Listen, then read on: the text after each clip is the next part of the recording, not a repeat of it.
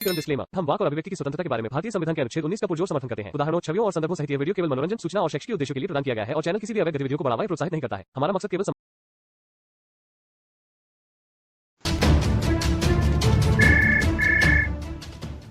आपका क्या नाम है? अब्दुल। अच्छा, देखिए ये जो दोनों लोग वीडियो में दिख रहे हैं, इन्होंने इस्लाम धर्म को छोड़ दिया है। अब इनसे बात करेंगे कि आखिर आप लोग एक्स मुस्लिम क्यों हो गए और इस्लाम धर्म को क्यों छोड़ा? एक्स मुस्लिम तो हमें मुसलमान कहते हैं, बाकी तो हम मुसलमान ही मानते हैं अपने आप को, लेकिन कुछ तकलीफ़ें हैं हमें, कुछ सवाल हैं हमारे इस्लाम पर जो हम करते हैं। वो जैसे कुरान में हमें झोल नज़र आता है, वो कहते हैं सीधा रास्ता, लेकिन वो सीधा रास्ता नहीं है, उसमें कुछ हमें अलग लगता है, वो भटका हुआ रास्ता है। हम उनसे पूछते हैं मुसलमानों से, लेकिन वो जवाब नहीं देते। वो जब जवाब नहीं देंगे तो हम क्या करेंगे? हम तो सवाल पूछते रहेंगे।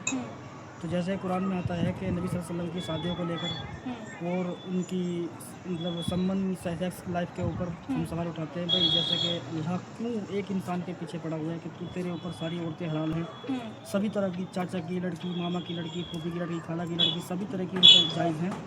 और वो गुलाम औरतें भी जो जंग में जीत कर इस्लाम का हिस्सा है, वो चाहे तो उनके साथ निकाह कर भी सकते हैं, नहीं तो नहीं भी कर सकते, लेकिन संबंध बना सकते हैं, चाहे निकाह करें या ना करें। चलिए आते हैं आपके पास। आप मुझे ये बताइए कि इस्लाम आपने क्यों छोड़ा और वो कौन सी चीज़ें बुरी लगी आपको जिसको छोड़ने की सबसे असली वजह है इस्लाम?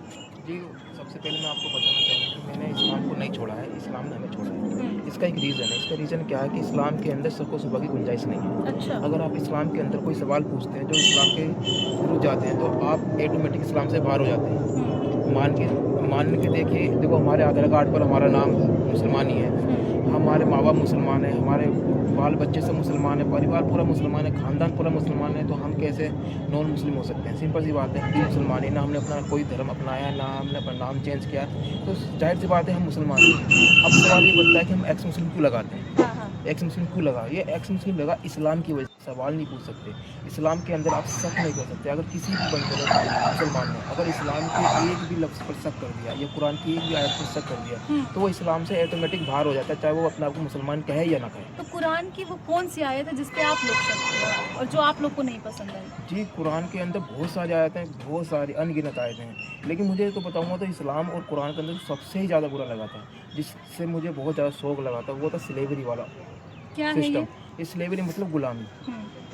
क्योंकि पुराने ज़माने में कबीले वगैरह होते थे, तो मोहम्मद सल्लल्लाहु अलैहि वसल्लम जो थे, उनके जो मुसलमान थे, वो दूसरे कबीलों पर हमला करते थे और उनकी बहन बेटियां जो बच जाती थी, तो उनको ले आते थे और उनको आपस में हिस्से की तरह बांटते थे, एक दूसरे को गाजर मूलिया की तरह, और फिर उनके साथ हम बिस्तरी करते थे। और फिर उनका सतर भी बताया जाता है कि उनकी जो टॉपलेस रहती थी, उनको टॉपलेस रखते थे, उनका सतर बताया नाफ से घुटने तक, यानी आदमी के जितना। आपको क्लियर आपको बता दूँ, सबसे पहली बात जो अल्लाह इजाज़त देता है उनके साथ हम बिस्तर होने का। हम बिस्तर मतलब हो गया, समझ लो आप, कि मतलब कि इंटरकोर्स करना।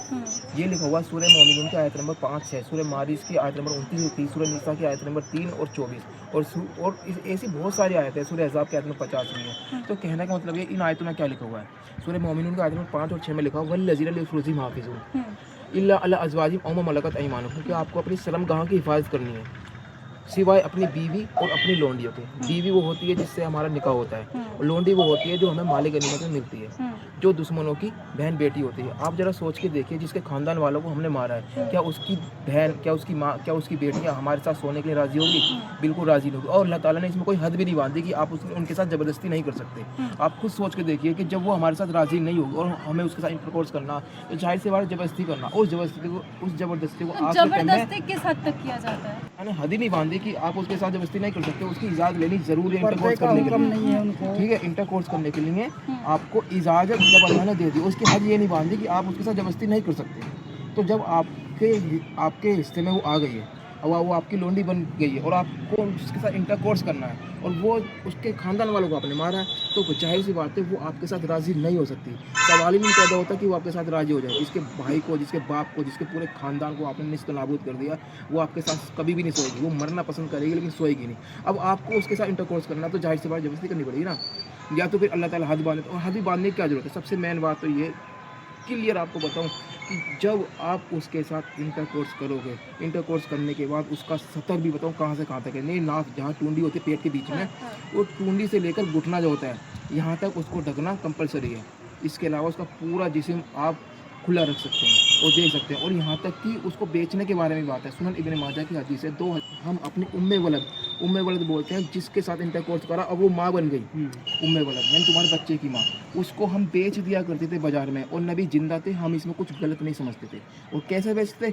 एक मुसन्निफ की अब्दुल रज़्ज़ाक जिल्द नंबर 5 पेज नंबर 125 और हदीस नंबर 13202, उसके अंदर क्या लिखा हुआ है?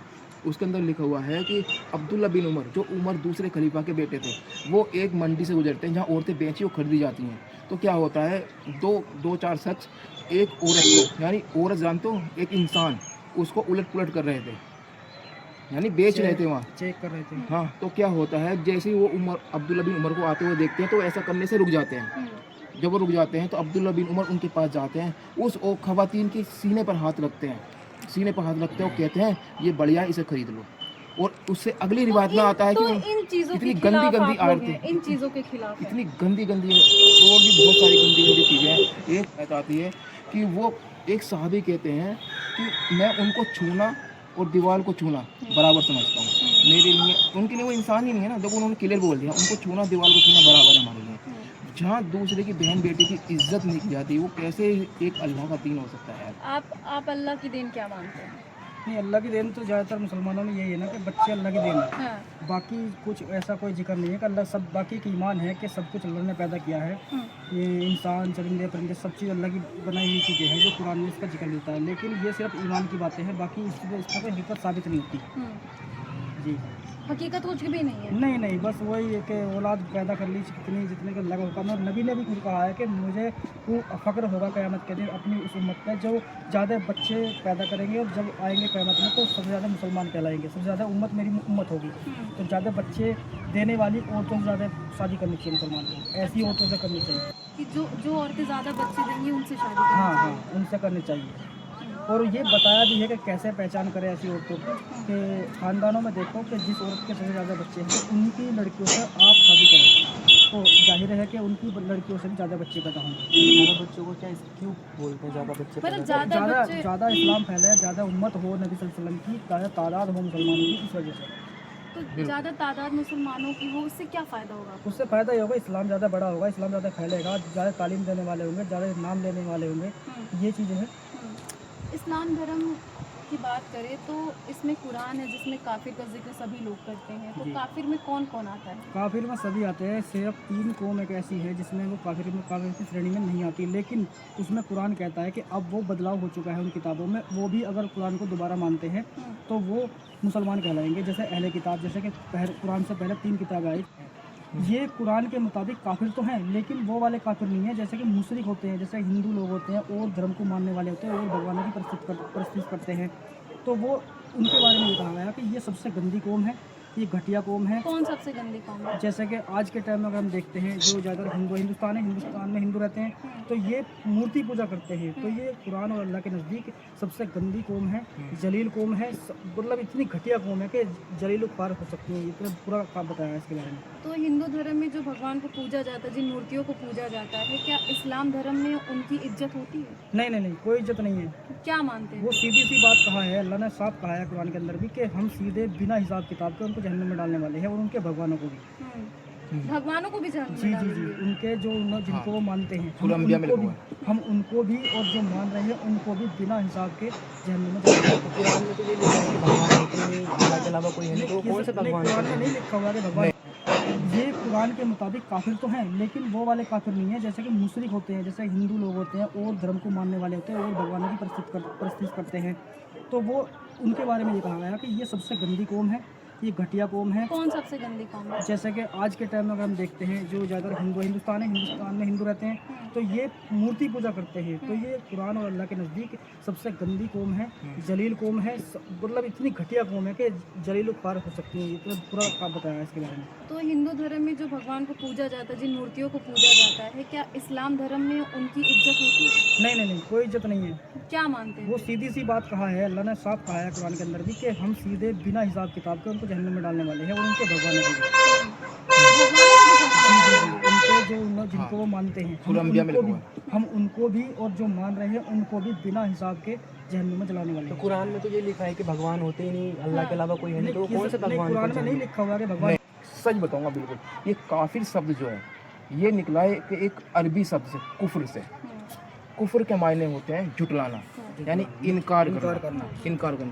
यानी इसका मतलब ये है कि इनकार करने वाले को काफिर कहते हैं, यानी जो इस्लाम की सच्चाई और इस्लाम को झुटलाता है वो काफिर है। अब उसमें कई कैटेगरी के लोग आते हैं, जैसे कि उसमें आते हैं मुशरिक बोलते हैं जो खुदा के साथ किसी दूसरे खुदा को शरीक करते हैं, यानी उसे मानते भी हैं दूसरे को भी, और एक अल्लाह को भी मानते हैं, दूसरे को भी मानते हैं, उसे भी काफिर बोलते हैं। जो किसी खुदा को नहीं मानता उसे भी काफिर बोलते हैं, क्योंकि वो इस्लाम का इनकार कर रहा है।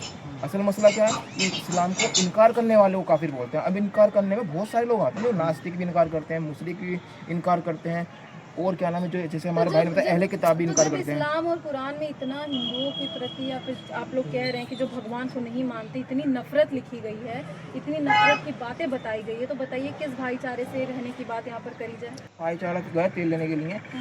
सूरत तौबा के 123 कहती है कि आप अपने बराबर में रहने वाले पड़ोसियों से जंग करो और उनके दिल में दहशत फैलाओ। जब भी आप घर से बाहर निकलो तो उनके मन में दहशत होनी चाहिए। और मैं आपको चैलेंज दे रहा हूँ, आप चेक जरूर करें मेरी बात को बिना चेक करे बिल्कुल ना माने। जो भी मैं बात कहूँगा मैं रेफरेंस के साथ कह रहा हूँ, सूरत तौबा की 123 उसमें लिखा हुआ अपने काफिर पड़ोसियों से जंग करो और वो तुमसे डरें, यानी उनके दिल में दहशत फैलाओ। और एक चीज़ और मैं आपको बताऊँ, जैसे हमारे भाई एहसान भाई ने बताया कि उनको सबसे घटिया कौम कहा गया है। ये सूरह बय्यना की आयत नंबर 6 के अंदर लिखा हुआ हिंदू सबसे घटिया कौन है? मैं आपको रेफरेंस दे रहा हूँ ना, आप कुरान को पढ़िए और मेरे इस रेफरेंस को चेक भी करिए। सूरह बय्यना की आयत नंबर 6 के अंदर लिखा है, इन्नल लजीना कफारू मिन अहलिल किताबि वल मुशरिकीना फी नारि जहन्नम खालिदीना फीहा उलाइका हुम शर्रुल बरिया। शर्रुल बरिया का मतलब होता है दुनिया में सबसे घटिया मखलूक है वो जो काफिर है, सबसे घटिया। अब मखलूक, अब तुम जानते नहीं होंगे मखलूक किसे बोलते हैं। मखलूक बोलते हैं जैसे कि एक मक्खी उड़ रही है ना, ये भी एक मखलूक है। इंसान है, ये भी एक मखलूक है। बकरा है, भैंस है, गाय है, पेड़ है, या कोई भी जो संजीव है, मतलब उनको मखलूक है। ये बहुत सारी मखलूक हैं जितने भी जीव प्राणी हैं तो ये वो सारी मखलूक चीजें जो है। लिखी उनमें गई है, सबसे घटिया मखलूक काफिर है। आप ये सोचिए, जो कीड़े होते हैं ना वो भी एक मखलूक है, वो उस कीड़े से ही बदतर है, उसको जीने का भी हक नहीं है भाई। तो अभी भी इन चीजों पर लोग अमल करते हैं? नहीं, अमल करना तो बेवकूफ़ी है। सबसे पहली बात तो मैं आपको कुरान से साबित कर सकता हूँ कि अल्लाह की किताब नहीं है। अल्लाह सुब्हानहू व तआला इस कुरान अफ़ला यतदब्बरुल कुरान वलौ कान मिन इंदि गैरि लवज़दू फीहि इख्तिलाफन कसीरा। अल्लाह ताला कह रहे हैं इस कुरान के अंदर ऐसी में कि अगर ये कुरान हमारी तरफ से नहीं होता तो इसमें इख्तिलाफ होता, टकराव होता, कॉन्ट्रडिक्शन होता। तो ऊपर वाले ने किलो दे दिया कि अगर इसमें आप कॉन्ट्रडिक्शन निकाल सकते हो तो समझ लेना कि अल्लाह की किताब नहीं है। अब आप इसको पढ़िए, तो अल्लाह ने क्या आपको किलो दिया? कॉन्ट्रडिक्शन किलो दे दिया। जब हम कुरान को पढ़ते हैं तो बहुत सारे कॉन्ट्रडिक्शन निकलते हैं, जैसे कि सूरह काफिरून की आयत नंबर 6 कहती है लकुम दीनुकुम वलिय दीन, तुम्हारा दीन तुम्हारे लिए और हमारा दीन हमारे लिए। इसको कॉन्ट्रडिक्ट करती है सूरह तौबा की आयत नंबर 29, कातिलुल लज़ीना ला युमिनूना बिल्लाहि वला बिल यौमिल आखिर वला युहर्रिमूना मा हर्रम अल्लाहु व रसूलुहु वला यदीनुना दीनल हक़्क़ि मिनल लज़ीना उतुल किताब हत्ता युतुल जिज़्यता अन सागिरून, कि आप लड़ो उनसे कत्ल करो जो अल्लाह के दीन पर नहीं है, जो नबी के दीन को हक नहीं समझते, ना मतलब जो मुसलमान नहीं बनते, जो इस्लाम कबूल नहीं करते, आप उनसे लड़ो। और वहाँ कहा जा रहा था तुम्हारा दिन। बहुत ऐसे केसेस भी आए बीच में जिसमें देखा गया कि ज़बरदस्ती धर्म परिवर्तन करा दिया जाता है। तो ज़बरदस्ती इस्लाम में लाने का क्या मकसद है? हाँ, इसका भी मैं कहूँ, देखो सबसे मेन बात इस्लाम की जो सोच है ना, सोच क्या है इस्लाम की सोच ये है कि हम सही हैं बाकी सब गलत है, सब गलत, हम जाएंगे जन्नत में। तो अब जब आपने ये डिसाइड कर लिया कि हम सही हैं, हमारा दीन सही है और बाकी सारे जहन्नम में, तो जो मुसलमान होते हैं ना वो इस सोच से धर्म परिवर्तन जबरदस्ती कराओ या राजी कराओ या इस वजह से कराते हैं ताकि हम उसको जहन्नम की आग से निकाल कर जन्नत में ले जाएँ। ये सोच होती है उनकी, क्योंकि पहले से मेंटलिटी उनकी ऐसी बना दी है। और इसके लिए वो किस हद तक जा सकते हैं और क्यों जा सकते हैं इसका मैं आपको रीज़न बताऊंगा।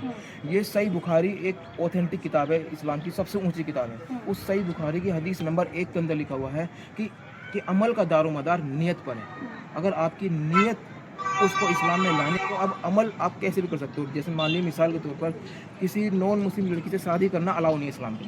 अब सूरह बकरा की 221 कहती है कि आप किसी भी मुशरिक लड़की से शादी नहीं कर सकते, और मुसलमान औरत किसी मुशरिक आदमी से शादी नहीं कर सकती। तो आपके लिए अलाउ नहीं है किसी गैर मुस्लिम से शादी करना, ना औरत के लिए ना आदमी के लिए। हाँ, चाहे मुस्लिम लड़की कितनी बेकार क्यों ना हो और नॉन मुस्लिम लड़की कितनी भी अच्छी क्यों ना हो, फिर भी आपके लिए वो बेकार वाली मुस्लिम औरत आपके लिए बेहतर है। अल्लाह ताला की 221 में कह रहा है सूरह बकरा की।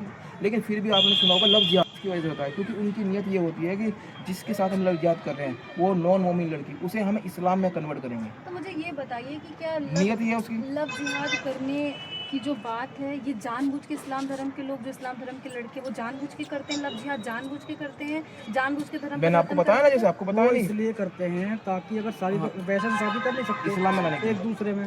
भाई वो मुशरिक है, वो काफिर है, तो इसलिए शादी नहीं कर सकते। तो जब वो इस्लाम में आ जाएगी, इस्लाम कबूल कर लेगी, तब शादी कर सकते हैं, है ना। और दूसरी बात फिर ये भी कहा है कि आप किन किन औरतों से शादी कर सकते थे कि अहले किताब, यानी कि जिन पे पहले किताबें उतरी हैं उनकी जो औरतें हैं उनसे आप शादी कर सकते हो, बशर्ते उनसे होने वाली औलादें मुसलमान होनी चाहिए, उनकी परवरिश ऐसी होनी चाहिए कि वो मुसलमान कहलाए। भले ही उनकी जो माएँ हैं